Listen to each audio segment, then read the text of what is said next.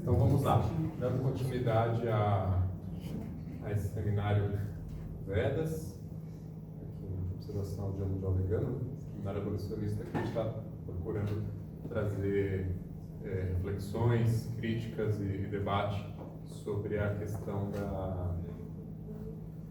do veganismo estratégico ou abolicionismo pragmático, como também é chamado. Eu fiz parte dessa palestra no congresso de bioética e direito animal, congresso internacional que teve em Aracaju. Era um público bem diferente, né? Era um público mais voltado para o direito positivo, né?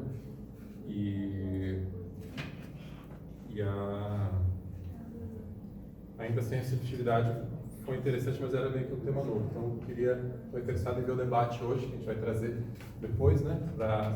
Falando com o público que já está mais antenado nessa questão específica. Você vai traduzir, Natália, para eles aí? Você vai traduzir direto para o dado? Eu posso pedir porque acho que com o microfone você consegue escutar, para ficar mais ali no fundo? É por uma dificuldade minha de concentração, me distrai demais. Porque acho que aí, de repente, você até consegue falar com a voz um pouquinho mais alta, para ele entender melhor, se vocês estiverem na última fila ali. Então, e até minha voz, bom, acho que agora já foi, estou meio gengibre ali. Eu estava na Bahia, trabalhando, ajudando na limpeza do óleo, lá cheguei ontem à noite, aí fiquei bem zoado de gripe. Aliás, gente, quem quiser, ainda está aberta a oferta de uma pousada vegana lá, para receber quem quiser ir ajudar no óleo. Um trabalho bem pesado, bem difícil, assim, né, fisicamente, na saúde. Está acontecendo agora, né? Então, quem quiser ir, quem precisar de mais detalhes, você pode falar comigo, que eu dou as dicas. Tem hospedagem, pelo menos, né, gratuita. Então, vamos lá. O tema da fala é a investida de colonização do movimento animalista brasileiro. E antes de chegar nesse ponto, eu vou fazer duas falas mais de contextualização, né? Que uma é como que a gente chega à transformação que a gente quer, e a outra eu vou fazer um breve histórico do movimento aqui no Brasil. Eu vou correr bastante, tem 70 slides. Vou falar em barulhos do distrai. Consegue fechar aquela portona lá? Então, as justificativas para o veganismo, elas sempre tem que passar pela transformação, né? A justificativa por si não vale nada. A gente poder ter o melhor argumento ambiental, o melhor argumento de saúde, o melhor argumento ético, se não causar transformação, né, ela não de nada serviu, né?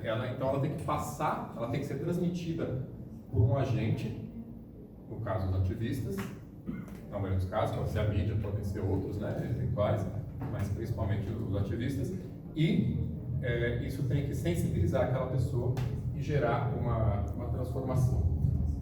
E justamente porque a gente depende dessa figura do agente, né, que em geral vai ser ou um indivíduo ou uma organização, mas de alguma maneira algo que a pessoa consegue depois falar: eu me tornei vegano por causa daquele diretor do filme que eu vi, ou por causa daquela ONG, ou por causa daquele amigo, ou daquele ativista que eu nem sei o nome, que encontrei na rua, né, e transformou minha vida e eu não sei até hoje quem era. Mas ainda assim houve um agente. Então, como depende de um agente, é muito importante, está fechado lá? É muito importante que haja um pré-requisito, né, atribuído a esse agente, seja a ONG, seja a pessoa. E esse pré-requisito é a coerência. Isso a gente precisa entender que é essencial. Quando não há coerência, tanto nas ações quanto no discurso, o que a gente perde? A credibilidade. E a coerência, ela é quase que sinônimo de não flexibilização. No momento em que você flexibilizar algo, você deixa de ser coerente. Né? Estejamos falando de racismo, estejamos falando de educação, estejamos falando de posição política, enfim. Se você flexibiliza aquilo, você deixou de ser coerente com aquilo. Se essa flexibilização é necessária ou não, é que é o debate, né? E aí, mas sempre, qual é o custo dessa flexibilização? Quando a gente fala de um agente que precisa ter credibilidade, o custo disso pode ser colocar tudo a perder. pode ser você perder credibilidade, portanto, sua mensagem não vai ter efeito.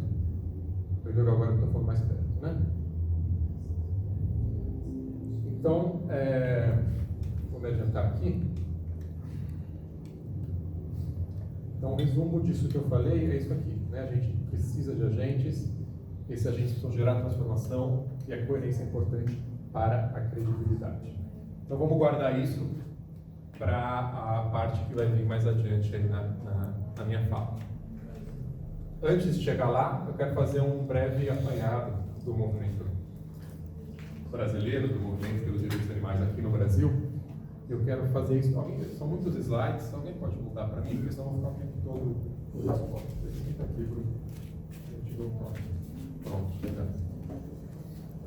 Isso é importante para a gente poder entender onde que a gente está no movimento. Algumas pessoas já observam o movimento há mais tempo, 5 anos, 10 anos. A geração de ativistas, né, de pessoas que vêm e vão no nosso movimento, ela é muito curta, né? A maioria das pessoas estaria, eu diria, entre 6 meses a 2 anos. Não que a pessoa deixe de ser vegana, estou falando de quanto tempo a pessoa é ou fica vegana, quanto tempo a pessoa é ou fica ativa no movimento.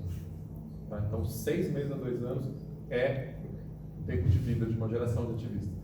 Se olhar daqui a 2 anos, você faz um evento, você está na rua, você está aqui, chamando para alguma atividade, 90% das pessoas que estão lá vão ser pessoas novas. Então, 90% das pessoas que antes estavam sumiram.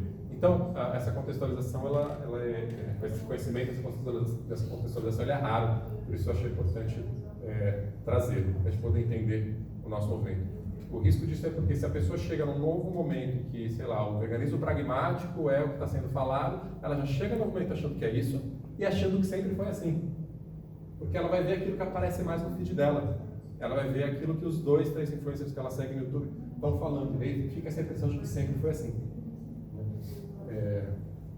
Diferente de política, de história do país, né? Enfim, você não tem uma educação formal sobre aquilo, para entender aquele contexto, essa educação formal, né? E para, enfim, você tem diferentes veículos falando sobre aquilo, com medidas de exposição semelhante, né? Dentro de um movimento tão frágil quanto o nosso, essa perda da contextualização da história, ela traz consequências não desejáveis. Então vamos lá. Essa é a justificativa para eu estar contextualizando. Então, qual que é a história? Né? Aqui, muito brevemente. Nos anos 90, lá no exterior, o movimento pelos direitos animais ele ganhava uma... Eu tenho um cabo aqui. Não, desse aqui. Pode apertar o pause. Só o pause, não só. Então, nos anos 90, no exterior, a gente já tinha mais força nas campanhas contra a vivissecção. Tá? As campanhas de alimentação vegetariana já prevaleciam, enfim, já eram bem difundidas. E a gente já tinha, nos anos 90, uma publicação da Carol Adams, né, uma ecofeminista, já em língua inglesa, que na verdade um movimento, né, que já nos anos 70, como o ecofeminismo já existia, e nos anos 90 já tinha a publicação então, de uma vegetariana, né, e também ecofeminista. Então a gente já via aí, lá nos anos 90, alguma intersecção, né, entre o nosso movimento e outros movimentos. E aqui no Brasil, nessa mesma época, a gente está tendo a primeira safra de veganos. Eu sou vegano desde 94. Os veganos mais antigos que eu conheço são dessa safra, né, dessa época, ali do início dos anos 90. Então aqui, que a gente está falando, vamos lembrar de uma época pré-internet, ou de comecinho de internet. Eu, enfim, só fui ver a internet pela primeira vez justamente em 94, não foi aqui no Brasil. Então, não sei precisar, mas muitas pessoas só tinham internet em casa já perto dos anos 2000, né? 98, 99, era uma realidade. Então, para essa informação chegar para a gente, era muito analógica ainda. Era por meio de livros, de panfletos. Eu lembro que a gente encomendava os panfletos de uma ONG X, né? E esperava 2, 3 semanas e chegava, a gente marcava, né, para se encontrar. Né? Não eram livros, era panfleto de frente e verso, assim, né? E a gente lê aquilo junto e discutia, imagina, grupo de estudo sobre praticamente um estudo sobre panfletos, né? Porque a informação era tão rara e era a forma que estava chegando para a gente ainda. Chegava em outra língua ainda, né? A gente traduzir, fazer shares, era mais lenta, né? Essa dispersão. A gente tinha ações esparsas, né? Muito esparsas, nos anos 90 aqui, e um pequeno grupo já com entendimento de veganismo e com a prevalência da proteção animal, que era então a massa, né? Que não era vegetariana. A incoerência que a gente vê hoje raramente, né? De protetores, ou até ONGs, né? De proteção, que não são vegetarianos, então antes era o que prevalecia. Era a norma, assim. Seria num evento de adoção, o que seja, e não ia ter opção vegana, ia ter frango, ia ter, enfim, porco e o que seja. Mas ele já tinha uma força, né? Então já em 93 já existiam congressos, né, dessas organizações. Esse exemplo que eu cito é isso, tipo, num desses congressos de bem-estar animal de 95, né, a gente tinha era um hotel tal, e tinha um canto com as opções de soja e arroz integral, tipo, era isso. 90% do congresso estava comendo do buffet do hotel normal, com todos os tipos de carne. E ok, que bom que mudamos, né? Mas só para contextualizar, não faz tanto tempo, né? A gente está falando de 20 anos atrás. No campo legislativo, foi só bom, a Constituição de 88 já traz ali um dispositivo, né, que trata de meio ambiente, e aí inclui os animais. Em 98, 10 anos depois, então no final dos anos 80, dessa década que eu estava contextualizando, a gente já teve uma lei que fala mais diretamente, na verdade um artigo, né, dentro de uma lei de crimes ambientais, ali tem um artigo 32, que fala especificamente de animais, aí sim, né, só quase no novo milênio a gente teve já isso pela primeira vez, né, algo mais claro na legislação. E só no ano 2000 veio a instrução normativa de abate humanitário, e daí, né, a lei do abate humanitário. Nos anos 2000, a realidade aqui no Brasil era as ONGs que passaram então a abraçar, né, o abolicionismo, começaram nessa época. Então, o Instituto Ana Rosa foi fundado em 99, o Instituto Abolicionista Animal de 2006, o VEDAS, né, de 2006, quando a gente nem usava ainda o termo abolicionismo, né, o termo começou aí por essa época, um pouquinho depois disso. A gente já teve, nos anos 2000, congressos vegetarianos, teve uma quebra, né, em 2007, foi quando a coisa do abolicionismo ficou mais clara.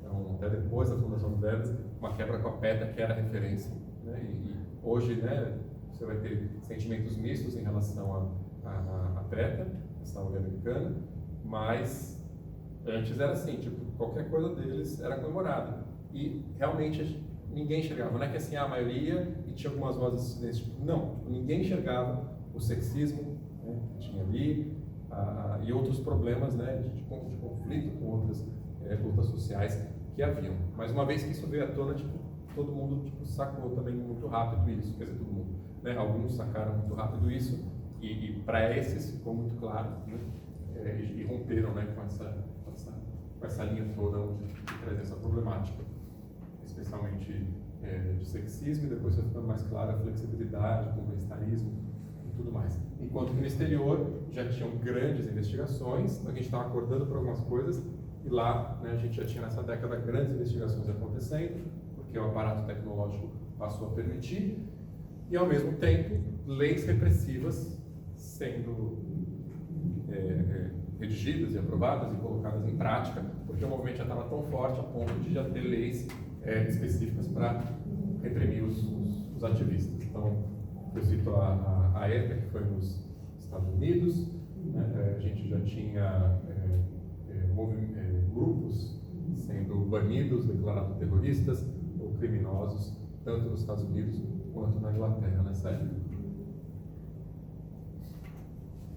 Aqui, esses anos, aqui, o ano ali embaixo coloca a língua inglesa e língua portuguesa. Tá? Então, em Libertação Animal saiu em 75, só foi traduzido em português do Brasil em 2004, foi um pouquinho antes do português de Portugal, acho que em algum momento dos anos 90, não lembro. Jaulas vazias foi mais rápido, né? 2004, 2 anos depois já estava em português. Eu trago esses livros porque são 3 autores, 3 pensadores que indicam uma cronologia. Estou querendo não usar o termo evolução, porque todos eles têm contribuições que permanecem, mas sim, né, são de alguma forma evolução, né? O Peter Singer, com o pensamento utilitarista, depois veio o Tom Reagan com um pensamento mais de jaulas vazias, não jaulas maiores, né? Já colocando o abolicionismo em contrapartida ao bem-estarismo, e depois o Francione, que traz ideias mais apuradas em relação a isso, mais radicais, né? Depende de como você entender o termo, quer dizer, já falando mais das estratégias, não só da filosofia por trás.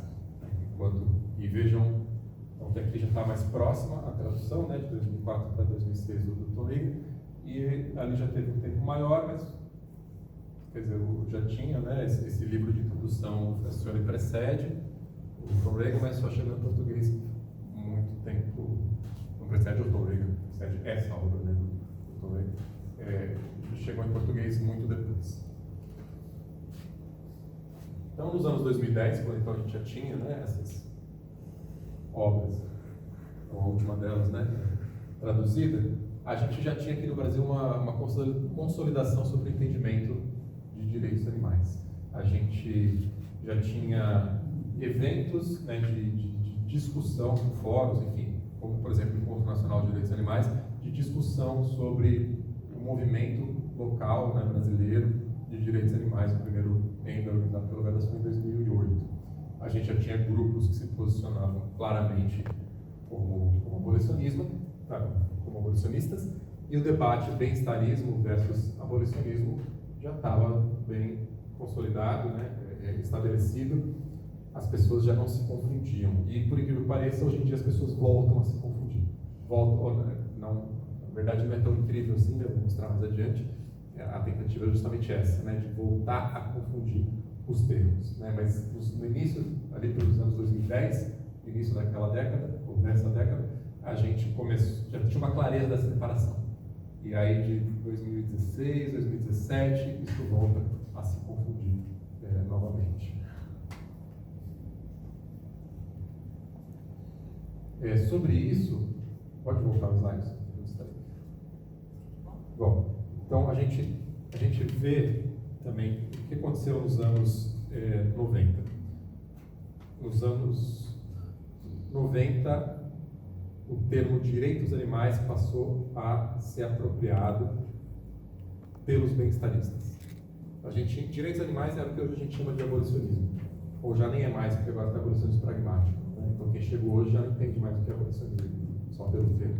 Porque pode muito bem ser o pragmático, porque ele aprendeu isso antes, o abolicionismo que a gente está falando aqui. Mas enfim, quando se falava simplesmente de direitos animais, não existia o termo abolicionismo, e era isso, né? Libertação total, jaulas vazias e não jaulas maiores. Os bem-estaristas passaram a se apropriar desse termo, usar esse termo para... Não consegui voltar a isso?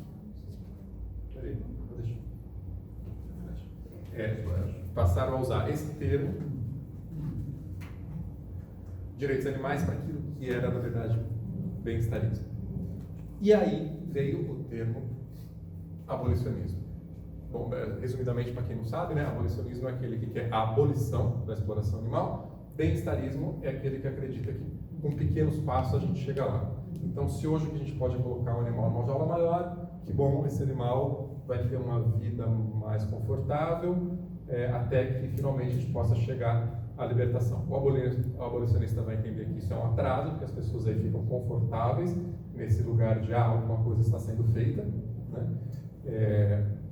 Então a coisa não avança, enquanto os bem-estaristas acham que o caminho é por aí, sabe-se lá quando, né, a gente chega lá. Então, quando eu digo os bem-estaristas passaram a apropriar, aquelas pessoas que querem pequenos passos, né, medidas incrementais, essa era a palavra da época, né, medidas incrementais, eles passaram a usar o termo direitos animais. E aí foi criada, então, a diferença de abolicionistas e bem-estaristas. Isso nos anos, então, 2000. Foi, então, Francione, né, que colocou a coisa do abolicionismo de maneira mais forte enquanto pensador.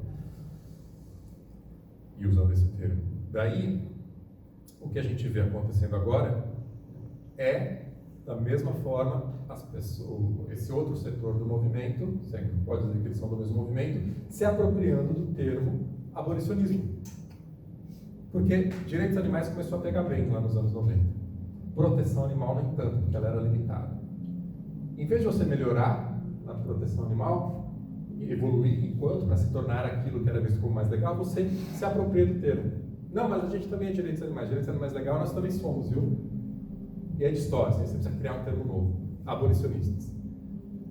Passada uma década, os abolicionistas então eram os legais, e os bem-estaristas são aqueles que pararam no tempo, que não estavam preocupados só com algumas espécies, ou estavam fazendo essas medidas de maquiagem cosméticas. Cosméticas no sentido... não estou falando de cosméticos, né? Estou falando de medidas que só chovendo no gelo, passando pano e por aí vai. Nos anos 2010, eles falam, pô, tá pegando mal ser bem-estarista. Vamos nos chamar de abolicionistas, porque isso que é legal agora. E aí vem o abolicionismo pragmático, que é o bem-estarismo. É a mesma coisa. Quando você pede para um abolicionista pragmático definir, ele vai falar, eu não sou bem-estarista, eu sou abolicionista pragmático, mas defina. Mas então, cara, você acabou de definir o bem-estarismo. Não, mas a gente faz isso de uma maneira mais inteligente. Por que isso é um bem-estarista inteligente, então? Né? Você não é um abolicionista pragmático e é inteligente a criação desse termo, porque parece que os outros são sonhadores. Né? Se você é um pragmático e eu sou o outro abolicionista, eu sou qual? Eu sou o utópico, o sonhador, aquele que não consegue resultados. Tá? Mas isso não é a realidade. Isso é a manipulação semântica do mundo. Pode passar. Então, isso acontecendo no mundo, tá? Então, falando do Brasil. É daí que vem essa coisa do abolicionismo pragmático. Vamos usar o nome que está pegando bem, porque a gente já tentou 2 vezes, né? E a gente continua no mesmo lugar antigo. Né? E daqui a pouco a gente pode voltar para direitos animais, porque a coisa já ficou tão distante, né? Essa é a essência. Né? Volta para aquela essência usando a palavra original. Mas a partir de 2015 a gente começou a ver aqui no Brasil a colonização do movimento brasileiro, com a introdução dessas distorções, desses conceitos. Né? Então, abolicionismo como mudanças graduais, gente, são palavras opostas dentro desse contexto. Né? O abolicionismo era justamente contra as mudanças incrementais, contra as mudanças graduais. Ele é um crítico das mudanças graduais. Você não pode ser um abolicionista que quer mudanças graduais. É um conflito de termos. Assim como você não pode ser... Bom, enfim, eu vou tentar dar alguns exemplos aqui, mas não precisa, né? Se colocasse isso numa luta contra a pedofilia ou feminista, tipo, não dá. Né? Eu sou um feminista e coloco uma exceção depois. Ou sou um ativista pelo direito das crianças e o oposto do direito das crianças. Abolicionismo como das graduais, não dá, são coisas opostas. Sim, tinha um slide aqui que eu tentei resumir aqui, já estava ali, na verdade, dessa apropriação do termo, né? Deixa eu ver se eu coloquei de maneira mais clara. É aquela que eu falei para você voltar, que o pessoal não se distrair com o slide, que estava na tela, porque eu ia falar algo tipo, que não estava no slide, mas ali estava. Então tá. Vamos lá, pode passar. E agora, então, entramos no parte final. Contextualizei ali a importância da coerência, breve histórico do quanto jovem e conturbado, de certa forma, até em termos conceituais, é o nosso movimento. Até sem falar agora de direitos animais, nós falando de veganismo. Agora eu não falei de veganismo, vejam, né? Veganismo é a prática dos direitos animais. Tá? Por isso que uma coisa, elas vêm em linhas separadas. Se a gente colocar nessa mesma evolução também, o termo, agora não direitos animais, abolicionismo, vegetalismo, abolicionismo pragmático, mas a questão vegetarianismo, veganismo, no século XIX, vegetarianismo, a palavra vegetariano, quando foi cunhada, era a abstenção de todo o produto de origem animal. 50 anos depois, as sociedades lá da Inglaterra, a Sociedade da Inglaterra, flexibilizou a associação, né, vegetariana, para poder ter mais membros e começou a incluir leite e ovos, começou a incluir derivados. E quem nasceu nesse século, né, enfim, quem lê literaturas de no máximo 100 anos atrás, vai entender que vegetarianismo sempre foi essa coisa de tipo leite e ovo. Né? E a coisa, então, 100 anos depois, lá para os torno dos 1940, estava tão distorcida que a Vegan Society precisou falar: gente, não dá mais para usar esse termo. Está todo mundo achando que inclui leite e ovo. Lembra quando a gente era jovem, né, e vegetariano era vegetariano, era só vegetal? Então, é isso meio que a gente está falando agora. Está todo mundo achando que vegetariano come leite e ovo. Vamos criar um termo novo. Assim, né, como a cada década a gente vem mudando o termo para descrever o nosso movimento. Criou o termo vegano. E o que a gente está vendo agora, 70 anos depois, é esse termo vegano ser distorcido também. Porque aí pode ser que a gente está falando na roda aqui, pode ter o vegano que come doce da avó com leite, pode ter o vegano que consome produtos de empresas que testam animais. Tipo, não pode. Cria outro termo, mas é sempre uma apropriação do termo antigo, que é muito inteligente, né, de se fazer. De fato, né, é uma estratégia inteligente. Então,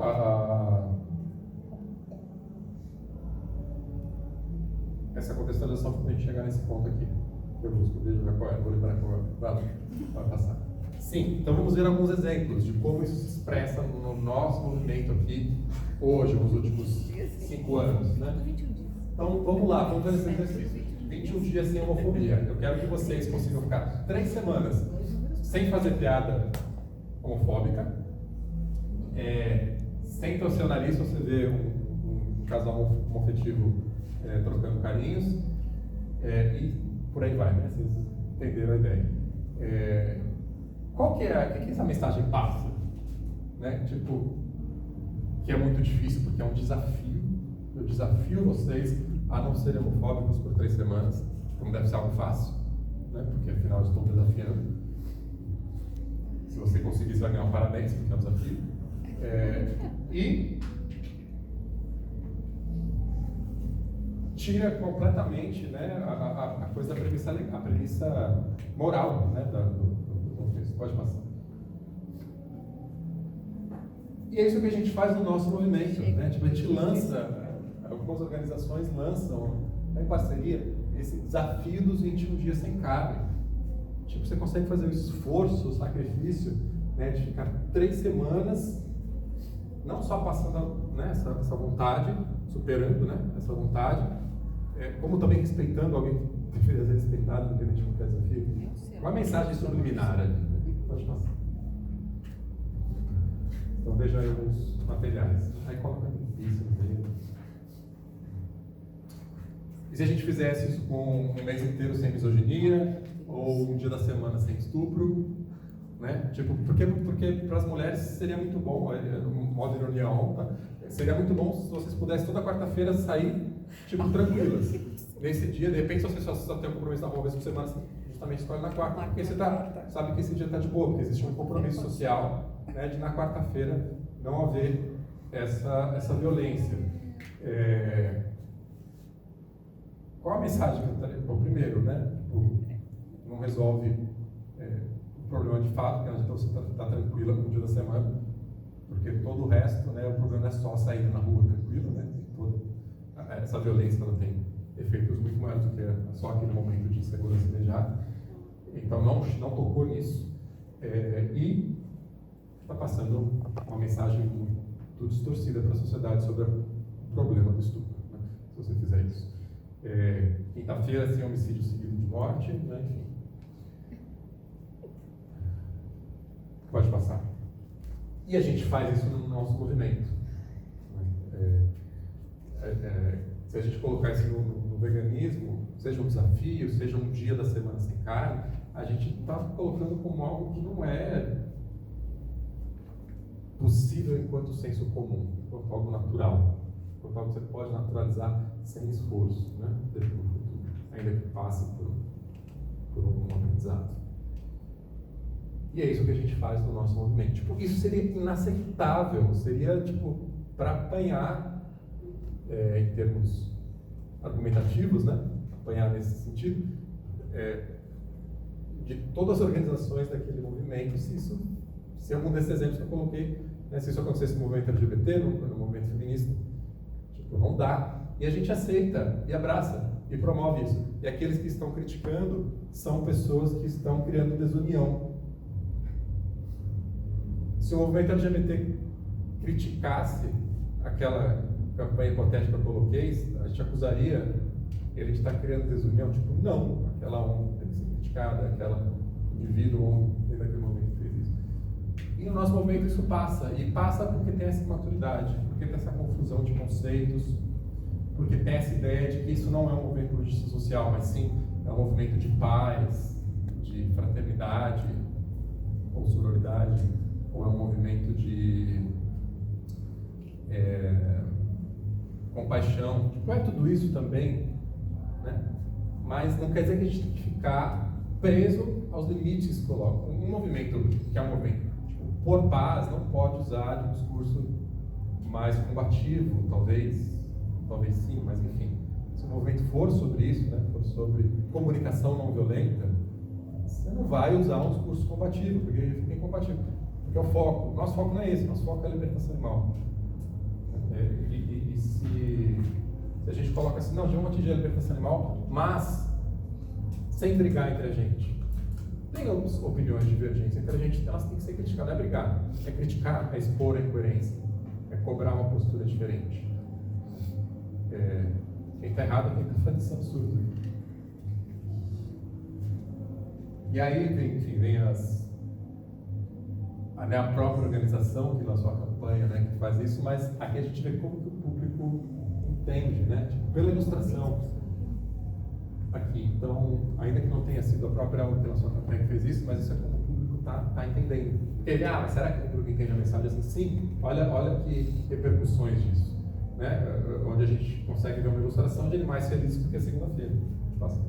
Esses animais não estão felizes porque é segunda-feira. Eles não estão de folga na segunda-feira, não é o dia que eles vão passear no parque. Eles estão lá na mesma situação na segunda-feira. Essas poucas pessoas só não comeram a carne deles naquela segunda-feira. Eles não estão de folga na segunda-feira.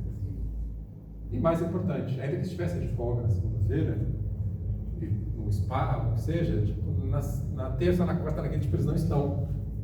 Né? Isso que importa.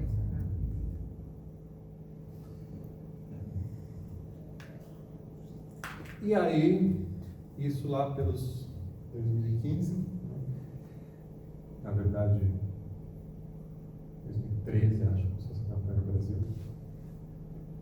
Mas o pior estava por vir ainda, né? A gente achando que ali era o fundo do poço da incoerência no movimento. Eis que, lá para 2016, 2017, né, chegam as naus para colonizar o nosso movimento. Para isso, usando novas mentiras e distorções. Pode passar. Uma dessas que chegou em 2016 para 2017, não, 2016 já estava, foi a Mercy for Animals. Nossa, ficou bem ruim a imagem aqui. Só está ruim ali, né? Estranho. Mas eu vou ler aqui. É a pergunta, né, do FAQ, na página deles. A Mercy for Animals é uma organização abolicionista? A MFA tem como objetivo um futuro com um mundo vegano, onde nenhum animal é criado ou batido para alimentação ou para qualquer outro fim. Portanto, somos uma organização abolicionista. Sim.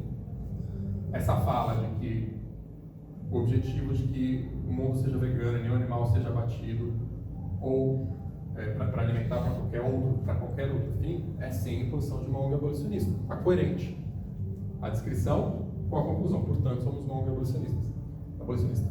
Mas são? Essa é a prática ou só que eles colocam no site? Já vamos descobrir. Próximo. Tá ruim também. Vou ler.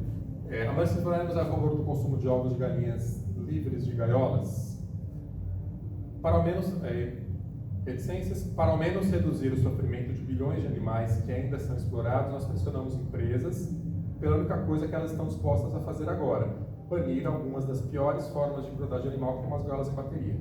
A política de uma empresa é capaz de impactar a vida de centenas de animais. Isso é a definição de bem-estarismo. Tipo, Na pergunta eles afirmam somos um ONG abolicionista e definem abolicionismo. Aí quando vem uma pergunta que eles próprios publicam sobre a prática deles, eles definem o bem-estarismo, que é contrário ao abolicionismo. Pode passar. Imagina a confusão, eu não sei para quem isso é novidade, mas vocês estão sendo apresentados a isso como uma explicação. Quem lê no site, lê somos um ONG abolicionista. Achamos que se é isso que a empresa pode fazer agora, é isso que nós temos que incentivar? Ela vai falar, tá, então isso é abolicionismo. Não é? Não é? Se eu falar, eu sou X, e eu sou uma pessoa que faz isso, você vai falar, tá, isso que é X. Né? Certo? Só que não. Né? Só é diferente. Coloquei ali em cima bem grandão. Merciful Animals mente. Mente, pode processar. Aliás, vamos provar que vocês mentem. Tá? Porque advogado você fala, não, Jorge, não fala que mente, porque não, mas mente, né? Tipo, é fato. Né? Quanto mais a oportunidade de provar que eles mentem, é melhor. Então, isso aqui é uma entrevista do rapaz que tatuou Merciful Animals do braço, Lucas Alvarenga, vice-presidente da ONG no Brasil. O presidente não está do Brasil, né? Então ele é o representante maior da MFA aqui no Brasil. E, de novo, não dá para história vai fazer três pequenas. Mas aqui, o trecho que eu destaquei, acho que dá para ler, né? É a revista dos Vegetarianos, 2017. Se não for 2016, mas eu acho que é 2017. Entrevista com ele de 2 páginas. Pergunta: você acredita que as organizações animalistas do Brasil ainda trabalham de forma amadora? Bom, antes eu mostrei 2 questões ali que falam sobre abolicionismo, bem-estarismo, confusão intencional sendo criado, né? Mas agora a gente está falando, na verdade, é sobre colonização. Então esse é um ponto aqui. As organizações do Brasil são amadoras? Resposta do representante da MFA. Acho, começa com o acho, né? Tipo, é um palpite. Eu acho, tipo, né? Quando você acha alguma coisa, você não está dando uma opinião informada, né? É só, tipo, a sua opinião. O que é uma responsabilidade, né? Na posição que ele ocupa. Mas, assim está. Acho que no Brasil existem alguns pensamentos primitivos. Então, isso aqui é a fala de uma ONG que tinha acabado de chegar no Brasil. E aí, quando eu pergunto para ele qual é... Existe amadorismo no Brasil? Na segunda linha, que seria a primeira, na verdade, né? São poucas palavras antes. Na sexta, sétima palavra, ele já fala que no Brasil existe um pensamento primitivo sobre direitos dos animais. Pensamentos primitivos em relação a isso. De as pessoas querendo mudar, mas sem saber como.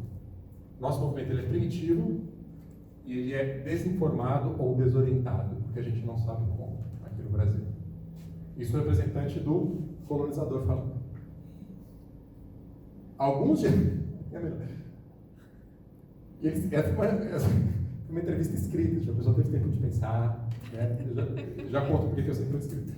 Porque o editor eu reclamei, o editor da revista falou, não, mas foi uma resposta por escrito.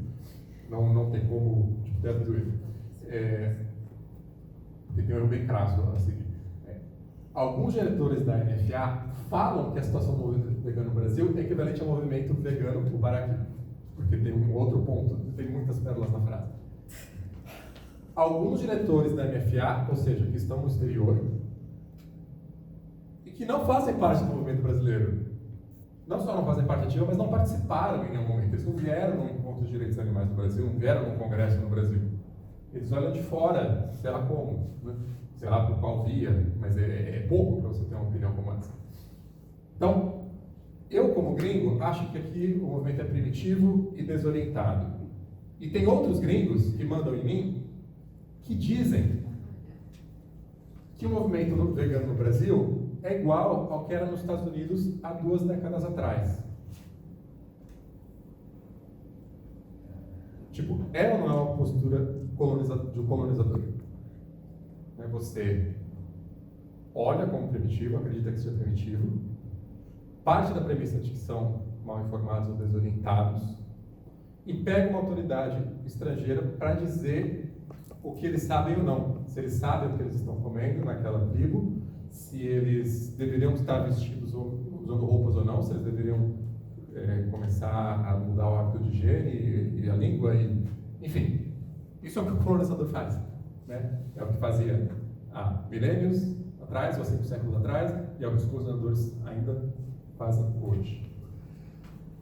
Mas tem mais uma pérola. Então, ele é equivalente ao movimento vegano dos Estados Unidos quando? Dos anos 90. Então, 2 décadas atrás ou mais. E o que aconteceu nos anos 90, né, continuando a frase aqui, quando a PETA e a MFA eram vistas como organizações muito radicais? Uau! Então, para responder o quanto nós somos primitivos, ele fez uma afirmação de que nos anos 90 a organização dele estava lado a lado com a PETA e era vista como radical, então eles tinham que ser foda.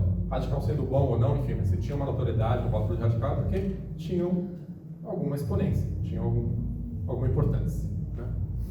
Então, não só a MFA era super ativa nos anos 90, como ela se colocava lá, ela é percebida pelo público lado a lado com a principal, essa sim era de fato a principal organização, né, a de mais evidência, com mais investigações e etc., do movimento animalista no mundo. Mas vamos lá, anos 90. O fundador da March for Animals nasceu em 1984, no movimento animal. Ele fundou muito cedo, né, a MFA. Ele tinha 15 ou 16 anos de idade. Bastante prodígio. Mas ele só tinha essa idade, que na verdade é 15, em 99. Tipo, ele não tinha nem espinha no início dos anos 90. Como é que ele podia estar à frente da organização que estava lado a lado com a PETA e que era vista como radical pelo movimento mundial? Ela era vista radical nos anos 80, mas ela foi fundada em 1999. E claro, para ter alguma autoridade demorou. Eu conheci a March for Animals quando eram 3 pessoas, era o Nathan e outras 2 pessoas em congressos internacionais. Era até uma missão que eu admirava, né? Era pequena, se assemelhava muito com o que a gente estava, com a estrutura que a gente tinha no Vedas e tal, com materiais muito simples, e tal. Isso em 2005 ou 2006. 2005 foi esse primeiro contato com eles, e era assim, era mais uma organização entre muitas ali, tipo, não era, hoje em dia eles são destaque no movimento americano, ou até na Europa, enfim. Mas a gente está falando do final dos anos 2000, que eles tinham alguma notoriedade. Nem por isso eram vistos como radicais. E o cara, que é o representante do Brasil, fala isso, gente. Eu estou frisando tanto nesse ponto aqui, porque aqui passa o grau de desonestidade que pode haver. Porque a gente vai agora discutir algumas campanhas deles, e aí sempre fica a questão, mas será que a questão é essa? Mas será que eles estão a favor da indústria? Então tenham isso em mente, assim, né? Pessoalmente sobre a própria história. E não precisa, tipo, você não precisava ser radical nos anos 80. Você pode ser uma organização legal hoje.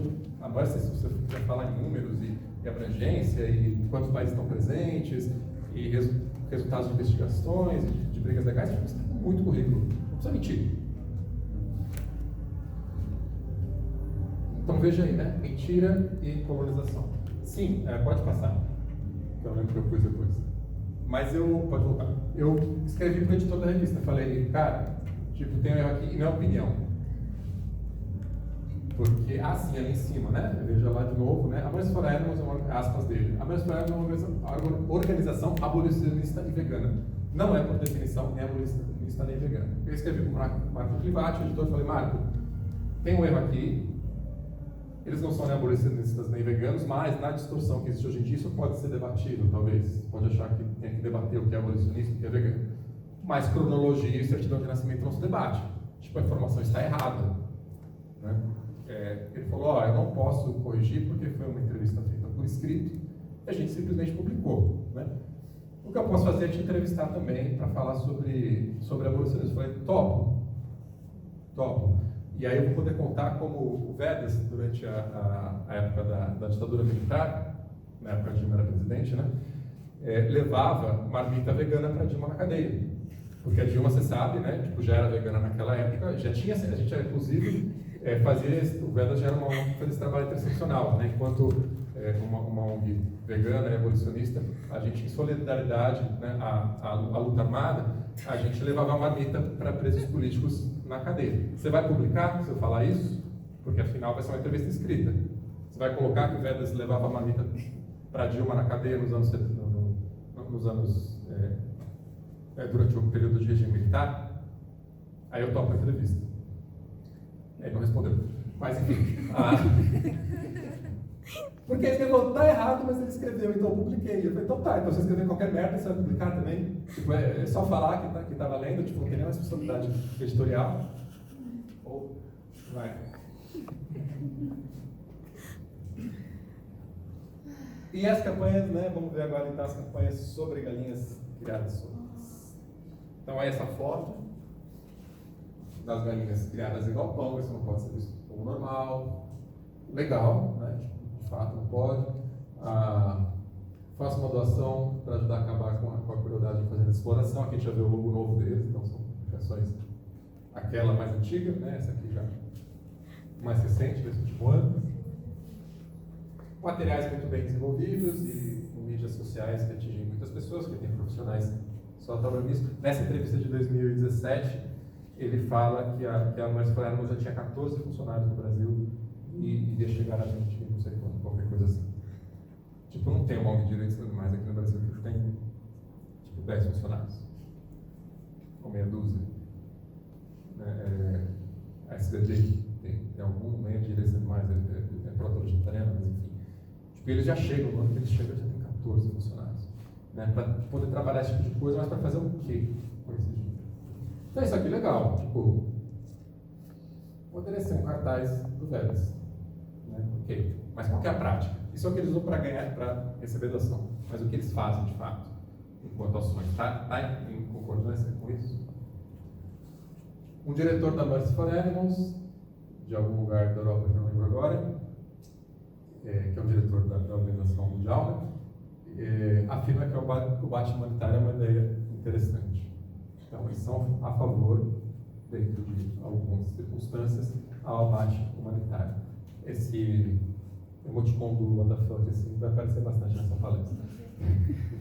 Olha que legal esse cartaz, né? Você acha que cães e gatos ficariam de boa se vocês comessem? Legal. Tipo, cartaz, a retórica ali, é um discurso completo. Mas o que eles fazem de fato? O que eles pensam de fato? Isso é o que viraliza, mas não quer dizer que seja o que eles fazem. Próximo. E aí, qual que é a minha preocupação aqui, né, com toda a contextualização que eu fiz? Isso, para mim, é muito rico, é o quanto isso afeta o movimento brasileiro. Tipo, eu, pessoalmente, já dediquei muito para ajudar, né, contribuir para formar o movimento animalista aqui no Brasil, assim como tantas outras pessoas contemporâneas a mim, ou que vieram depois, ou que vieram antes, para fazer isso. E alguém chega com todo o recurso de mídia e dezenas de funcionários de mídia social, aliás, tipo, começa a redefinir o que é o movimento, o que é o abolicionismo, o que é, né, isso é um risco para o movimento como um todo, essa colonização, e, portanto, para os animais. Vamos. Aqui, comemorando em 2017, a pressão está aumentando e ganhando visibilidade nas grandes mídias, com destaque para a NFA Brasil, Animal Equality e HSI Global, os 3 mega bem-estaristas. E o Fórum Animal, que é bem-estarista, a HSI também, sempre assumiram que são bem-estaristas, tem um discurso coerente com o bem-estarismo, se definem como tal. Eu respeito isso. Posso discordar das campanhas, mas eu respeito enquanto organizações, porque eles não tentam fazer parecer que são outra coisa. E tem, de fato, o seu papel, né, nas áreas ali que cabem, para o tipo de exploração, tipo de não cabe, e faz um trabalho bacana, principalmente falando do Fórum de Defesa Animal, que é dos anos 80. Né?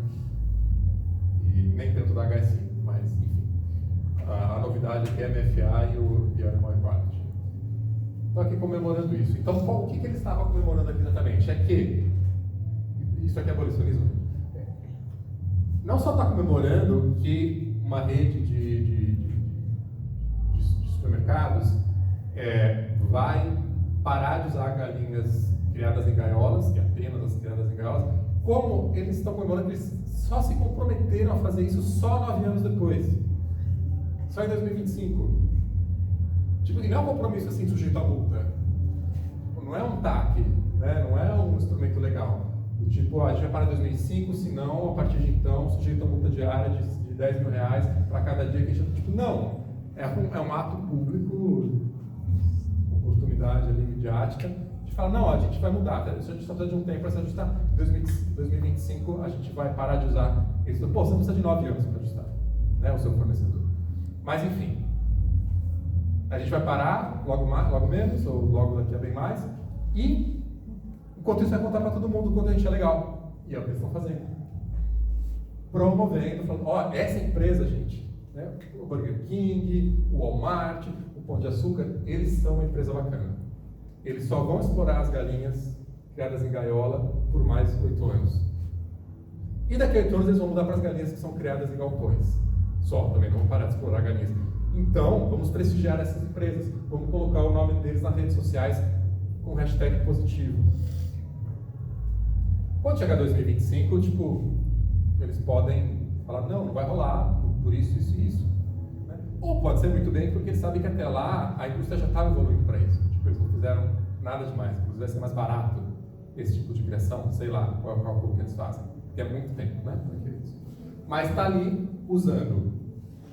Aqui foi o perfil pessoal dele, mas a gente vai ver perfis da ONG, para promover essas empresas que se comprometem a parar com uma única forma de exploração, só daqui a quase uma década. Usando as mídias, e os funcionários estão trabalhando nessas mídias, que são mantidas por dinheiro de pessoas que falaram, cara, quero dar aqui R$50 para a sua ONG, porque eu quero ajudar os animais. E é isso que eu estou falando com dinheiro, ao invés de ajudar os animais. Próximo.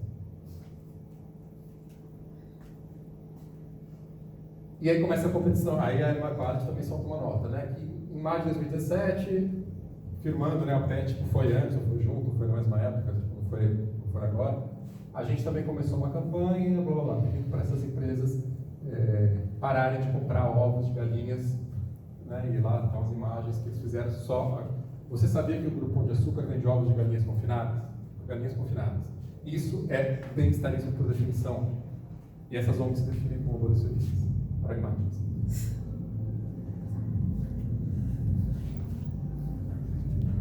E fazem protestos, e gastam recursos da ONG, e gastam mídia da ONG. Para pedir o quê? Pode passar. Para pedir chega de galas cruéis. A pessoa que foi lá e deu o FAQ, entendeu que era uma ONG abolicionista. A pessoa que viu aqueles cartazes, eu falei que poderia ser um cartaz do Vedas, inclusive, porque está bacana, e aí do lado tinha doe para acabar com isso, elas doaram para acabar com o consumo de ovos. Elas não doaram para a pessoa imprimir um cartaz escrito chega de gaiolas cruéis. E esse que é o problema, né? Essa cooptação, essa distorção do movimento. Se eu pareço irritado ou indignado com isso, essa indignação vem daí, né? De como isso é sujo, né? De como isso é antiético, é sórdido de alguma forma. Pode passar. Ali, a ação tem o objetivo de informar os consumidores de que o Grupo Pão de Açúcar vende ovos de galinhas confinadas em gaiolas e que se recusa a assumir o compromisso público para acabar com esse sistema extremamente cruel em sua cadeia de fornecimento de ovos. Pode passar. Mais, né, material gasto, para falar especificamente disso. E assim, se falasse, nós somos uma ONG bem-estarista, eu não estaria aqui nem criticando a ONG, eu estaria criticando o bem-estarismo. Porque só estão falando que eles fazendo o que eles dizem que eles são. Mas no momento que você está mentindo, além de fazer uma coisa que eu já discordo, que são estratégias bem-estaristas, você diz que você é igual a mim, ao fazer isso, você está redefinindo todo mundo que estava fazendo diferente de você. Você está querendo ser tão bacana quanto aquela pessoa, porque o abolicionismo é legal, tanto é que eles querem ter, né? Sem precisar ter o trabalho de ser abolicionista. Olha aqui, fácil. Você continua fazendo aquilo que dá mais lucro, traz mais recursos e pega melhor e tem mais adeptos, né? A fim daquilo. Continua, enfim, se vendendo, mas ao mesmo tempo usando o termo de alguém que faz uma coisa mais bacana. E contraste com o diretor do Pão de Açúcar, enfim. E aí o que o Pão de Açúcar acha que eles estão fazendo? Pode passar. Porque eles vão dizer, quando questionados, eles falam, não, o que a gente quer é o fim do confinamento. A gente não falou para as pessoas comprarem ovos, acho que esqueci dessa imagem, aliás, para as pessoas comprarem ovos de galinhas criadas soltas. Ele está dizendo para as pessoas não comprarem ovos de galinhas criadas presas. Tipo, né? Vamos concordar. Se você está falando para não comprar um ovo de um jeito, você não está falando para também não comprar do outro. Aqui é um documento interno do Pão de Açúcar aos gestores, portanto, às unidades, né, locais, ali de cada mercado em si. Está acontecendo os protestos da Mercy for Animals, Organização dos Defeitos Animais, que tem nos cobrado um posicionamento público aqui, para que os ovos vendidos em nossos negócios sejam provenientes apenas de galinhas criadas em gaiolas. Foi isso que o Pão de Açúcar entendeu na campanha deles. Foi isso que o Pão de Açúcar, que recebeu os abaixo-assinados, que teve toda a comunicação com o setor de comunicação deles, entendeu e está orientando as suas lojas. A Mercy for Animals quer que os ovos vendidos em nossos negócios sejam provenientes apenas de galinhas criadas sem gaiolas. Eles não querem que a gente não venda ovo. Eles querem só que a gente mude o nosso fornecedor.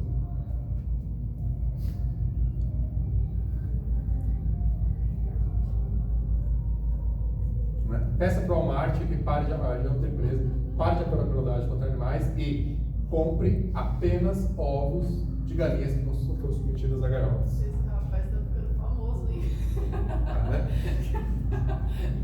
Aí tem aqui outro, né? Bom, aí já é outro debate, que acho que na roda de conversa, na questão de se a empresa tem que ser vegana ou não, vai vir mais à tona.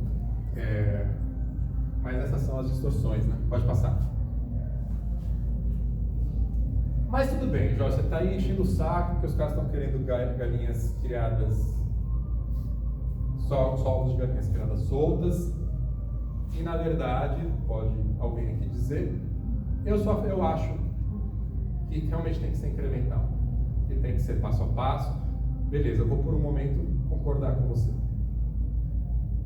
porque a sua ilusão, já estou chamando de ilusão, mas é que é melhor qualquer um que defender uma mudança incremental é porque acreditou que fosse uma mudança, certo? Né? Então, eu sou a favor dessas campanhas, desse discurso, porque eu acho que tem que ser pequenos passos. Então, deixa os caras fazerem o rolê deles, porque assim já está bom, já é um ganho. Será? Será que isso que talvez você que discorde de mim, portanto concorde com mudanças incrementais, será que é isso mesmo que acontece? Pode passar. O que é uma galinha livre de gaiola? É isso que você vê quando você pensa numa galinha livre de gaiola, o ovo, né? Uma galinha que foi criada, botou o ovo fora da gaiola. Essa é a imagem que vem para o público. Se não vem para a cabeça de você que já tem um entendimento maior, mas é isso que o público imagina. Um pitinho feliz correndo num gramado, tomando sol. Isso é uma galinha livre de gaiola, no imaginário popular. Só que isso é uma galinha fora de gaiola.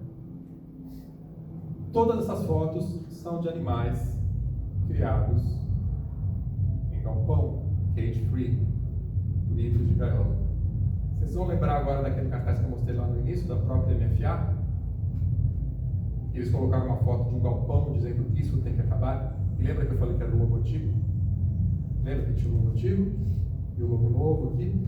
Aquela foto de um galpão, muito parecida com essa primeira aqui, o logotipo da MFA, falando que isso tem que acabar, ele está falando que o galpão tem que acabar.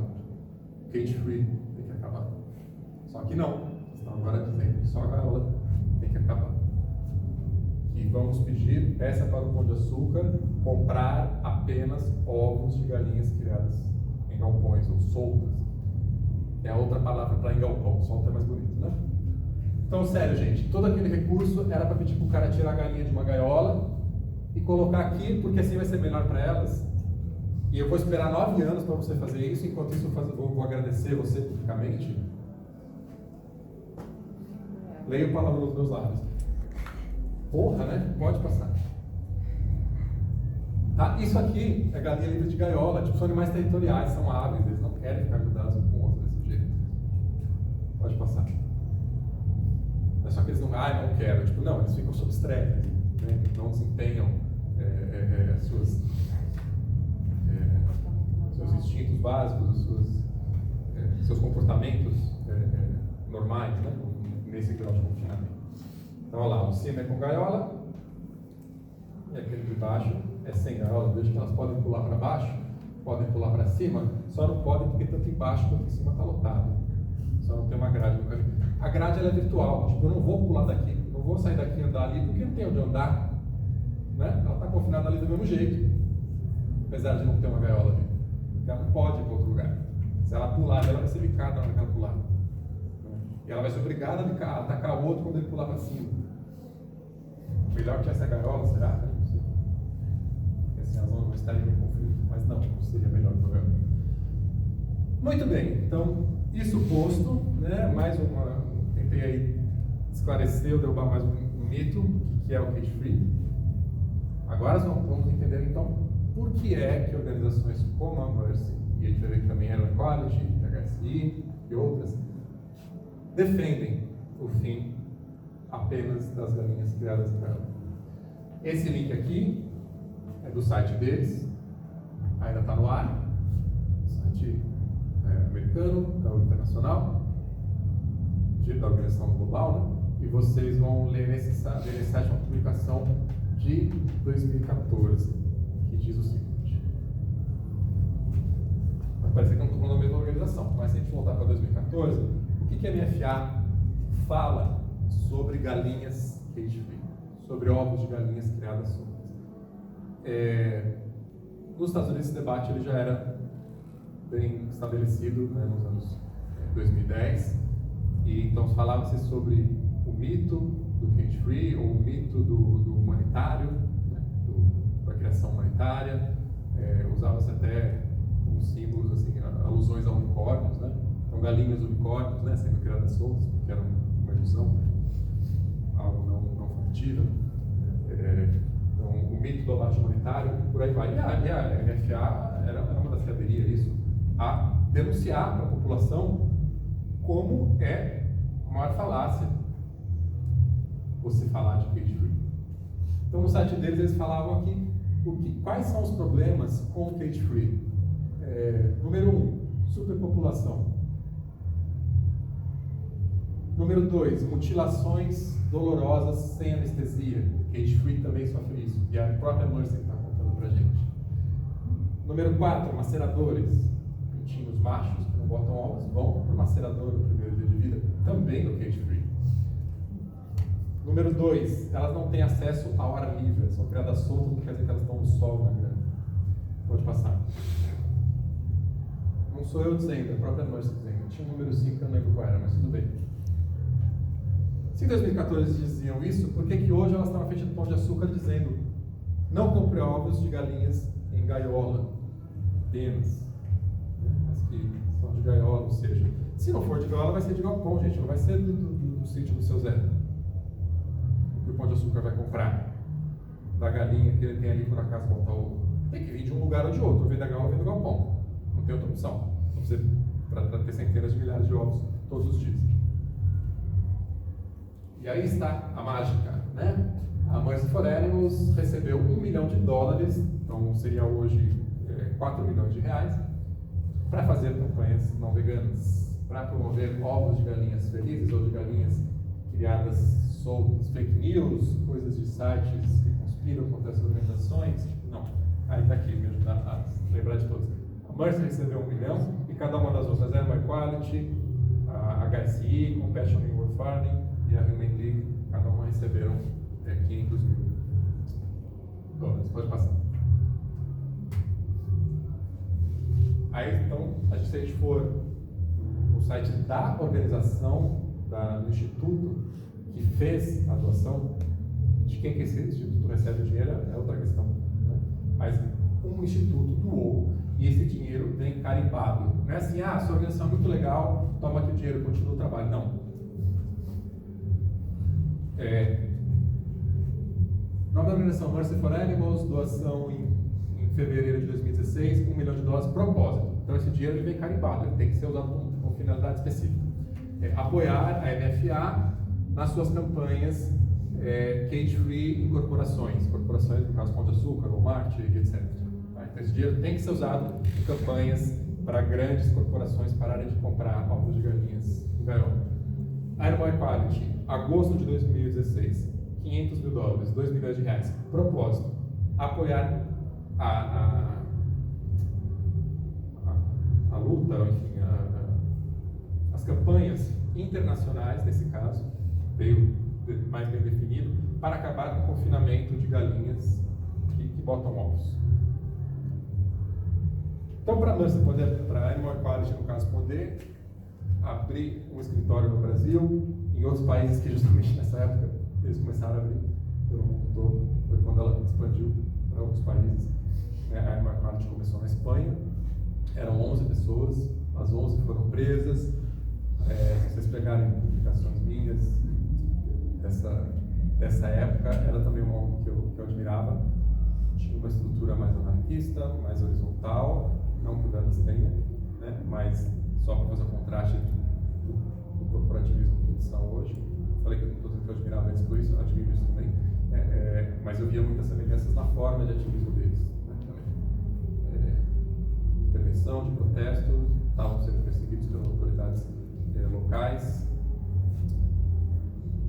trocava bastante informação com eles, nos ambientes que a gente se encontrava, os espanhóis no caso, e mesmo por mensagem, tivemos algumas ações inspiradas neles, mas teve um momento que começou a entrar o dinheiro grosso e mudou a postura. Então, eles podem usar esse dinheiro para abrir escritórios pelo mundo, por exemplo. Paga aluguel, paga funcionários e tal, porque é um dinheiro. Se você justificar que você está naquele país promovendo cage free, você pode usar esse dinheiro que veio carimbado para isso. E uma organização, já no caso da Animal Equality, eles vêm mais modestos para cá, né, que vai ter 1, 2 funcionários, até onde eu sei é só 1, mas pode ser ter mais, um escritório mais modesto e tal, você consegue bancar ele por anos com uma fração desse valor.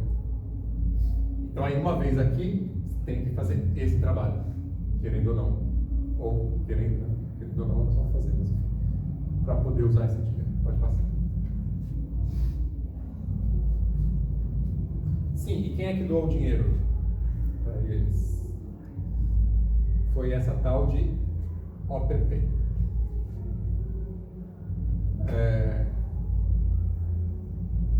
Cadê? Eu tinha colocado. Vai para frente para ver se eu ver aqui. OPP, está ali. É o Open Philanthropy, tá? Que é o nome dessa organização. Pode voltar. Bom, então aqui o Lucas, presidente vice-presidente da Amnesty do Brasil, dizendo a MFA foca aqui respondendo a críticas, né? Sobre a doação. Foca na eliminação das gaiolas em bateria, né? Ou seja, para ovos, o que nunca significa promover o consumo de ovos livres de gaiolas. De novo, se você está no mercado falando não compre esse, mas está falando para a pessoa não comer aquilo, se não comprou A, vai ter que comprar B. Se eu falar não, você tem que chegar aqui, você quer chegar aqui na tela, e eu falar não venha pelo lado direito, e só tem o direito ou o esquerdo, você vai vir pelo lado esquerdo, gente, é a mesma coisa. Né? É a mesma coisa. Se eu não falo para você não comprar ovo, então você vai continuar comprando ovo, e eu falo não compre desse sistema, e só sobra o outro, é a mesma coisa que dizer para a pessoa comprar do outro sistema. Mas a pérola vem aqui. A doação da Open Philanthropy é um reconhecimento da seriedade e da efetividade da organização. Não é. Está mentindo de novo, Lucas. Mentiroso. Porque em 2014, antes de você receber essa doação, vocês faziam o oposto. Se fosse um reconhecimento da seriedade e da efetividade, falaria, está aqui uma grana, vocês estão fazendo um trabalho sério e efetivo. Continuem assim, tapinha nas costas, parabéns. Não foi isso que eles fizeram. Eles falaram, toma aqui esse dinheiro, eu quero que vocês comecem a fazer o oposto. Vocês estão lá criticando que tem mutilação, que tem confinamento, que não tem acesso lá de fora, que a gente mata os pintinhos machos. Eu quero que vocês parem de fazer isso. Não façam mais isso e eu te dou o dinheiro. Isso não é reconhecimento da seriedade e nem da efetividade. Ou é. Né? É falar assim, caraca, vocês estão fazendo um trabalho muito bom. Vocês estão sendo muito bons nisso. Eu preciso que vocês parem de fazer isso. Eu vou pagar para você parar de ser efetivo e ser sério. Só, você sacou? Né? Desse jeito é um reconhecimento da efetividade. Mas é para dizer para você não fazer mais. Na verdade. Então, essa frase ficaria correta se tivesse: a doação do OPP é um reconhecimento da seriedade e da efetividade do nosso trabalho. E por isso, ele pagaram para parar de fazê-lo. Aí a frase estaria correta, que foi isso que eles fizeram. E, como eu falei aqui numa roda de conversa anterior a essa palestra, ao fazer isso, com muito pouco dinheiro, com 3 milhões de dólares, que é pouco para pensar numa campanha, você vai ter no mundo inteiro organizações, né, falando sobre isso. Se fosse gastar isso com marketing, não iria tão longe.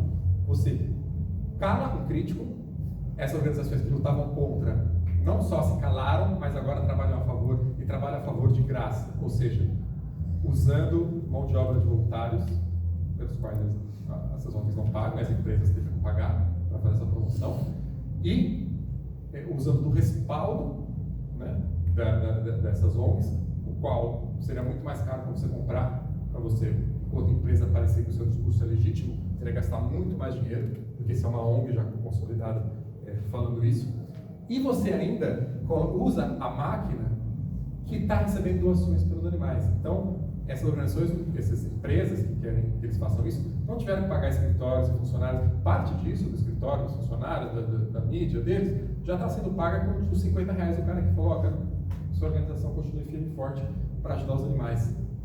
Então, tipo, as empresas que trabalham com cage free, com muito pouco dinheiro, calam o crítico, faz com que esses críticos trabalhem a favor e usa da máquina que está sendo alimentada, sustentada, colocada em movimento por dinheiro doado para ajudar os animais, que não é o que eles estão fazendo. Solar com movimento de proteção pela base. Solar com movimento de proteção pela base. Coopta, destrói, né? Pode passar. E aí, né, tem aqueles. Em outro site você vai encontrar as pessoas também explicando quem é essa OPP. Então, aqui, uma das críticas que eu encontrei. Um dos ideais da OPP, que doou então, quase 3 milhões de dólares para essas organizações, está no nome: filantropia aberta. Filantropia é um princípio que, ao invés de perpetuar. Não, desculpa. A organização.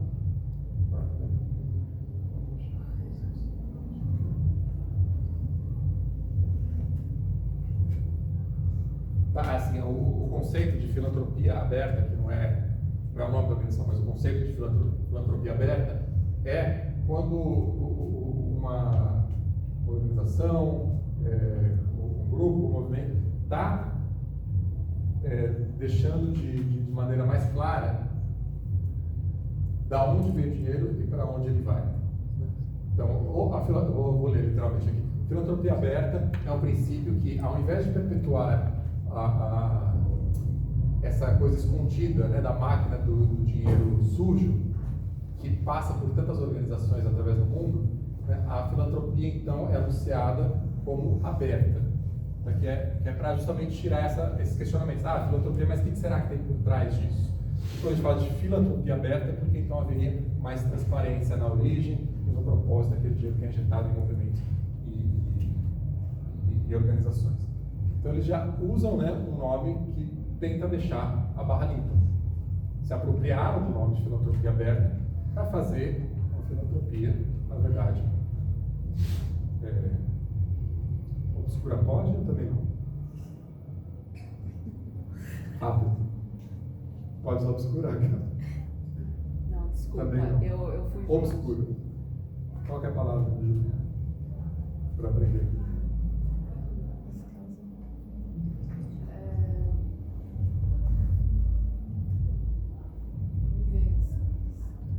Tá. Na realidade, aí o dinheiro ficou claro. Está aberto. O propósito é que está oculto. Isso. Ele tirou que antes tinha o dinheiro escondido para um propósito exposto. Eles inverteram. Isso. O dinheiro está exposto. O propósito. Tá oculto, né? É que foi A minha obscurecido. pausa foi para não usar a palavra obscuro. Estou, né, sempre Oculto. monitorando e aprendendo e refazendo organicamente. Todos nós estamos no uso dessas palavras. Desviar. Mas é isso. Seguindo. Pode passar. Aqui, então, agora é Animal Equality, que foi outra das beneficiadas com o dinheiro. Olha aqui a empresa gratuita, a propaganda gratuita. Progresso. A Premier Pet anuncia política para banir as gaiolas. Então, é uma propaganda para a Premier Pet. Se você antes comprava de uma ração ou de outra, e, enfim, todas, né, uma não usa transgênico, outra tem uma embalagem mais bonita, outra doa para o nome de animais, você vai escolher uma marca ou outra sempre com algum critério, né? Alguma coisinha a mais que aquela marca faz. Porque a gestão do seu animal é melhor ou porque você sabe que aquela empresa é mais bacana, pelo motivo que seja. E agora você vai comprar da Premier Pet também, porque ela baniu as gaiolas. A empresa está ou não está ganhando com uma propaganda dessa? Tá, claro que tá. Né? Então, e aí vem, a Premier Pet é a primeira empresa de pet food da América Latina a se comprometer a utilizar somente ovos de galinhas criadas livres. Aquelas galinhas daquelas fotos, e porque agora elas estão comprando só daquelas galinhas, elas merecem uma propaganda gratuita, feita não de maneira gratuita, feita usando os recursos de uma ONG, cujos doadores, não esse doador gigantesco por motivos escusos, mas os pequenos doadores, o movimento, né, bota fé nela, incentiva, dá espaço para ela, porque acha que ela está querendo banir a exploração animal. E ela está trabalhando para fazer propaganda para empresas que não mudaram nada, na verdade, pragmaticamente. Pode passar. Está muito longo, gente? Aqui são 7h30. Tá. 7h30. Tá. Vou acelerar. Na verdade, acho que nós estamos tão longe do fim. Quando você entende que o animal é alguém, torna-se impossível justificar que sejam tratados como coisas. Legal. Bacana o cartaz. Aqui do lado é a foto de uma palestra que eu tive em uma conferência internacional, onde os palestrantes criticaram algumas posturas da Nurse for Animals, né? Especificamente a total falta de contato com outras questões de luta social. Por exemplo, né, a gente vê dados da Mercy que comemora suas vitórias em número de dias que as pessoas estão presas. Então, nesse ano, conseguimos mais de 8.000 dias de prisões. Claro, somando, né, todas as pessoas, quantos dias foram condenados, porque fazem a investigação, aquele imigrante que está num trabalho ilegal, fazendo um trabalho ilegal, não documentado, fazendo um trabalho que é, enfim, deplorável, né, porque não faz aquilo porque ele gosta, que é matar animais, né, mas porque ele precisa.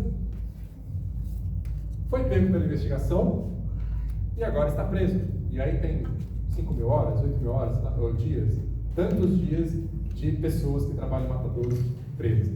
Ok, você fez a investigação, alguém ia ser punido, a pessoa que foi pegando a câmera, beleza. Isso é uma coisa. Outra coisa é você contabilizar a sua vitória em número de dias que imigrantes estão documentados, e provavelmente porque foram presos, tiveram que a família voltar para os países onde estavam conhecidos de vida, X, né, as consequências.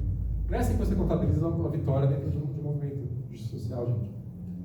Se isso é um efeito colateral, é uma coisa. Mas você usar isso como número, né, não é um número de animais salvos, de abatedouros fechados, não, é o número de quantos dias a gente colocou pessoas na prisão. Não é legal. Né? Próximo. Bom, enfim, essa postura, né, de organizações como a Mercy for Animals, por exemplo, que está 2 anos já de maneira mais evidente, no máximo 3, foi quando chegaram aqui, acho que nem isso, tentando ou investindo em colonizar o nosso movimento, tem passado despercebido por alguns incautos, que portanto apoiam, doam, trabalham por ela e compartilham suas coisas e se orgulham de vestir sua camiseta, etc. Qualquer que seja a forma de apoio. Renato, o som sai. Qualquer que seja a forma de apoio que essas pessoas estão dando, talvez por ingenuidade, porque são incautos. Mas o movimento informado, né, o setor informado do movimento, aquelas pessoas que estão ativas no movimento, que, portanto, trabalham em sua defesa, essas organizações abolicionistas, elas enxergam isso. Né? Chegou a gerar cartas de repúdio assinadas por diversas organizações, né? Aqui no Brasil, algumas se definem como abolicionistas, e até outras que nem sequer entram nesse mérito, mas que conseguem enxergar esses que eu expus, né? Esses absurdos que eu expus são apenas alguns dos absurdos que já estendem no tempo ajudou somente alguns poucos, porque eles estão trabalhando para trocar gaiola por isso aqui. O dinheiro que eles receberam em nome do movimento, em nome dos animais, isso pega mal para o movimento, isso gera um fluxo de ativistas por um caminho que não está trabalhando com os animais, isso educa, ou deseduca no caso, né, o movimento sobre o que é o não abolicionismo, sobre o que é o não objetivos do movimento. E essa é a nossa crítica. Mais alguns detalhes aqui, para passar rapidamente. Esse é o jantar de gala, esse aqui é do... Eu acho que esse é do ano passado. Esse ano já é o 21º. Tem ano aí? Setembro lá de 2019. Tá, então foi o desse ano. Foi o 20º jantar de gala, né, ou melhor, não, desculpa, não foi o 20º, foi o jantar de gala de 20 anos, de 20º aniversário, como eu falei, foi fundado em 99. Tiveram alguns poucos já, mas poucos, não 20. Enfim, eu estou no mailing internacional deles, do Grupo Mundial, Global, então às vezes eu recebo essas pérolas. Ali um convite para o jantar de gala e tal. A gente vê aqui o preço por pessoa, $50 mil o ingresso. O que você ganha? Você ganha desculpa, aqui não é por pessoa, que você ganha para 10 pessoas, então cada um pagou 5 mil, mas tem que comprar um pacote de 10. Você vai ser citado pelas celebridades presentes, porque tem celebridades tipo Moby, enfim, roludianos, né? De naipe de roludianos e cantores aí nesse grau top, né? Nos Estados Unidos.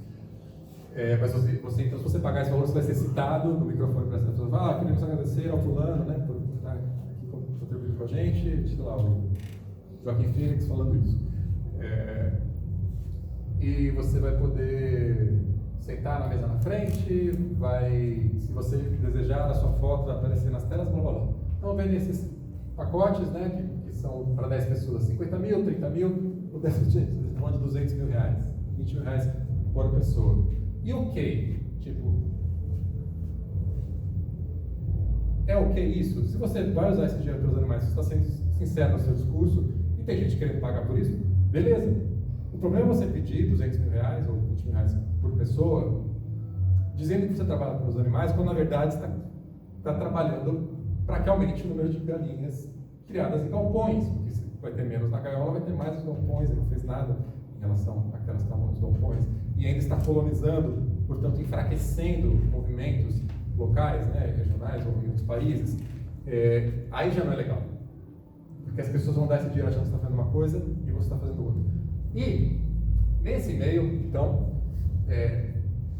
isso aqui é do site, tá? O e-mail é isso aqui, ó. Tá lá o cabeçalho, vai essa imagenzinha. Olá, por favor, blá blá blá. Clique aqui para ir para o site. E aqui, onde eu sobrepus, tem esse texto. Então, o e-mail, para te levar esses convites de 20 mil reais por pessoa, ele tem apenas um texto. Que texto é esse? Você sabia que todos os anos estudantes do Brasil e no México curtem mais opções plant-based, né, ou seja, vegetarianas estritas, graças ao nosso programa de alimentação consciente? Alguém aqui já ouviu falar do programa de alimentação consciente da Nós Flemons voltado para estudantes do Brasil? Nem eu. Mas o doador americano vai saber se isso existe ou não no Brasil? Eles estão dizendo que existe. Nesses países, para garantir 4 milhões de refeições por ano, e que 4 milhões de refeições por ano sejam vegetarianas estritas, ao invés de com carne, mas nós estamos só influenciando escolas e blá blá blá. Mas o que está dizendo aqui, simplesmente assim, gente, a gente faz um trabalho foda, a gente está fazendo com que milhões de refeições vegetarianas estritas sejam servidas lá no Brasil e no México, então nosso apelo, né, de país em desenvolvimento. Então, doe pra gente, que a gente faz um trabalho legal. Porque aí a pergunta é, tipo, a Mercy Flemons do Brasil arrecada dinheiro para sequer pagar as próprias despesas aqui? Eu não sei, mas eu duvido. E certamente não chegaram com dinheiro próprio da organização do Brasil. Então, o que a Mercy ganha com isso?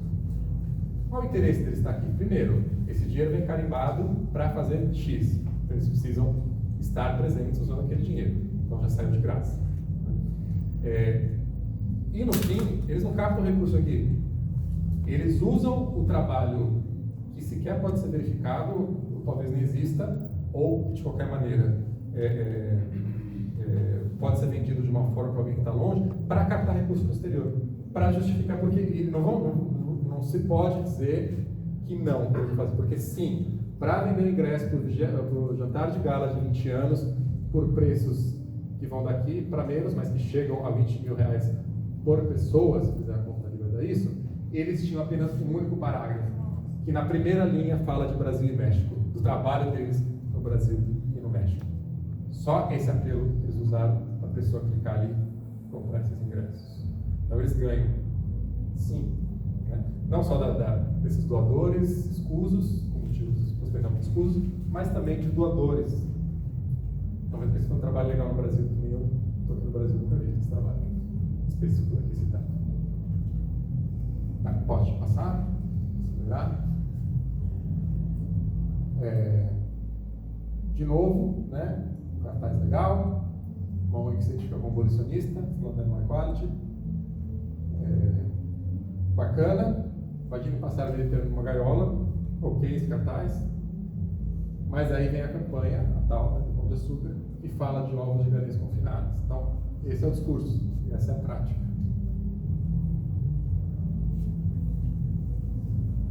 E aí um pedido muito específico, né, para que proíba as gaiolas. Só agora, que outra ONG fez a mesma coisa. Não coincidentemente, uma ONG que recebeu dinheiro da mesma ONG filantrópica lá, sei lá, que chamaria isso, da mesma organização. Já é por pode passar. Comer menos carne, né, a fala, que eu estava no slide anterior. Bom, só que a gente vai poder debater mais aqui na roda de conversa, imagino, mas temos aqui então, a ASVB, agora de uma organização no Brasil, né, promovendo o produto vegano. Eles estão promovendo o produto vegano e só colocaram um selo. A intenção da ASVB aqui nem vem ao caso nessa discussão. Vem ao caso que eles o selo é cobrado por faturamento da empresa. Então, você ter uma Unilever é muito interessante. Né? Porque enquanto uma empresa vegana pequena vai pagar um valor ínfimo, uma Unilever vai pagar muito. Quantos selos, quantos produtos, né? Quantas unidades de produtos foram ali. E veja, interessa a Hellmann's quanto esses selos. Vocês já pegaram embalagens com selos. Vocês têm ali no verso, na lateral, alguns selos. Eles têm uns 5 selos, 10 selos. Orgânico, agricultura familiar, ou o que quer que seja, né? Sem transgênicos, a Brink, enfim, tem um monte de selo lá. Olha onde é que está esse selo aqui. Olha onde que a Hellmann's escolheu. Vai ser bem de uma colocação aqui. Olha onde que a Hellmann's escolheu colocar esse selo. Gente, está em tanto destaque quanto a marca. Está na cara do produto. Por quê? Por quê? Se a gente for ver a história, não tão distante, a Hellmann's processou a empresa que fez a maionese vegana, a primeira maionese vegana que pegou muita atenção nos Estados Unidos, porque o sabor era muito parecido, uma empresa organizada, conseguiu colocar em todos os mercados e tal. E usaram uma maionese vegana. A Hellmann's processou eles, que eles não poderiam usar o nome maionese. Maionese, quando a Hellmann's era maionese, tinha que ser com ovo, por definição. Assim como no Brasil não pode usar a palavra leite para vegetal. Pega a embalagem, está escrito bebida vegetal, a base está escrito leite vegetal. Isso a gente fala informalmente. Né? É proibido, né? Usar isso. Então eles queriam também que se proibisse a palavra maionese para tratar a maionese vegana e perderam a ação. A Hellmann's perdeu a ação. Pegou muito mal no exterior, junto ao público vegano. Não só eles faziam uma maionese com ovo, como eles tentaram levar à falência a empresa que fez a maionese sem ovo.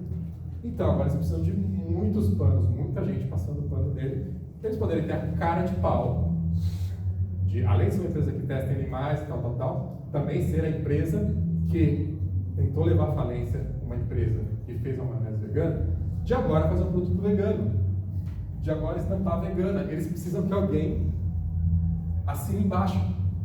Eles precisam de legitimidade, ou melhor, eles precisam comprar essa legitimidade. E aí tem alguém, ou uma entidade, ou algum agente dentro do nosso movimento que se presta a isso.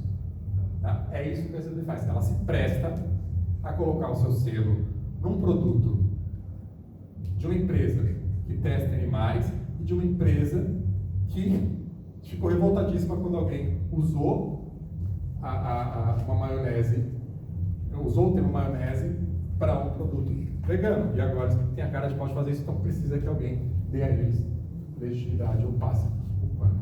Então, tipo, não adianta você dizer o que quiser. A Helmas só sabe se é vegana, gente. Sério, está escrito Helmas, está escrito vegana, a gente tem leis de direito de consumidor, enfim. Eles nem colocar vegano, você acredita, né? Quando você vê que está escrito vegano no negócio, a gente acredita. Ainda mais vindo de uma empresa grande, sabe que ia tomar um processo fenomenal, né? O agente consumidor falando, tá, mas não leva a escrever vegano se o negócio não fosse. Tudo bem, a gente duvida, a gente escreve no saque, não estou dizendo acreditem, mas o fato é que a maioria dos consumidores acredita. Tá? O selo não é para dizer que é mais vegano do que está aqui. O selo é para dar legitimidade porque eles têm algo a seguir. Passado. Pode passar. E alguém vai lá e oferece isso. Aqui, então, o vice-presidente dizendo que foi visitar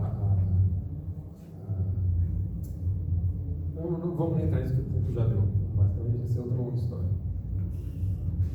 Pode passar. Bom, para concluir, então, no contato que a gente tem, por experiência própria, do Vedas, com o público na rua, já desde 2006, não existe, mas desde 2007 é um trabalho ativo, a gente conversa, né, com o público na rua, a gente sabe que as pessoas valorizam a coerência do discurso. A gente nunca precisou ser flexível. Compreensível com o tempo de transição da pessoa, sim, né, se a pessoa fala, putz, mas é muito difícil por X, X e X, então eu vou diminuir. A gente não fala, como assim vai diminuir? Tipo, tá errado, tem que parar tudo ou nada, senão você é hipócrita. Não, cara, vai no seu, mas eu mantenho minha postura coerente, que o objetivo é esse aqui. Eu não vou te dar uma meia solução. Você faz a metade se você quiser. E aí esse radicalismo afasta a pessoa? Tipo, não é radicalismo, é coerência. Essa coerência aproxima a pessoa. Tá? Ela fala, pô, esse cara tem convicção do que ele está falando. Ele respeitou meu tempo de transição, as dificuldades que eu coloquei, mas ele não está relativizando o discurso dele. Ele continua falando, tá, mas o legal é você chegar aqui. Pode passar.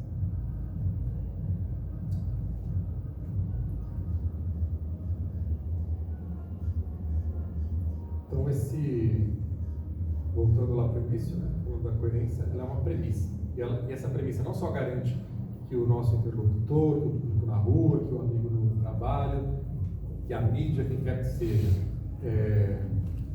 perceba, né, ou perceba melhor a mensagem de nós, indivíduos, falando com o indivíduo, ou organização, falando com indivíduos, ou com outras organizações, que sejam os mercados, mas essa coerência também garante que o movimento seja um movimento por justiça social. Movimentos por justiça social não tem concessões. Se a gente voltar lá nos exemplos, feminismo, ecofeminismo, LGBT, direitos das crianças, não tem concessão. São movimentos por justiça social. A gente fazer esse tipo de concessão, a gente abrir mão da nossa coerência, é nos reduzirmos. Tá? Nenhum desses movimentos, apenas um pouco, é considerado como suficiente ou como aceitável. Por que o nosso movimento é menor do que isso? Por que nós, enquanto veganos, enquanto ativistas, colocamos o nosso movimento nesse lugar diminuído? Porque o discurso é mais flexível, porque o veganismo estratégico, a gente dizer que são as empresas que vão levar o mundo ao veganismo, etc. A gente precisa muito refletir sobre isso, perceber, que eu percebo como uma falácia clara, quem não percebe isso como claro, pelo menos permita-se refletir sobre para conseguir enxergar, né? Que a gente tá, cada vez que a gente faz essa concessão, a gente não está ajudando a pessoa a chegar mais próximo do veganismo, a gente está sacrificando a credibilidade do nosso movimento, a gente está atrasando a libertação animal. Obrigado.